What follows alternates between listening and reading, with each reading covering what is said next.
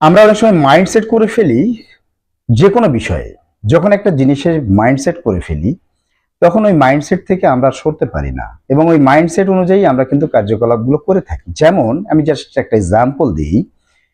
যদি আমি মনে করি আজকে আমার শরীরটা একটু খারাপ, আমি অসুস্থ, আমি আজকে অমুক জায়গায় যাব, মার্কেটে যাব, ভিজিট করব, ভিজিট করে ফিরে এসে আমি এই শরীর খারাপ অবস্থায় কাজটা সম্পন্ন করে আমি আমার ডিস্ট্রিবিউটর পয়েন্টে আসবো, আমি কাগজপত্রগুলো জমা দিব, দিয়ে আমি আমার বাসায় চলে যাব।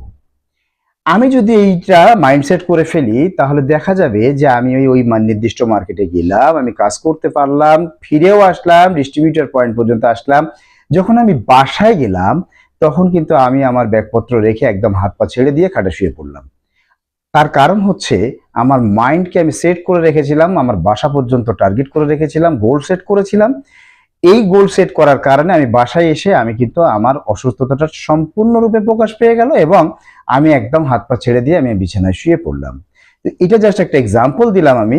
মাইন্ডসেট, সো মাইন্ডসেট আমরা এমনভাবে করব যেটাকে আমরা অর্জন করতে পারি এবং পজিটিভলি মাইন্ডসেট করব, যে অর্জন আমরা নিয়ে আসতে পারি এইরকমভাবে মাইন্ডসেট করব, তাহলেই আমাদের অর্জনগুলো খুব ইজিলি করা সম্ভব হবে। ধন্যবাদ।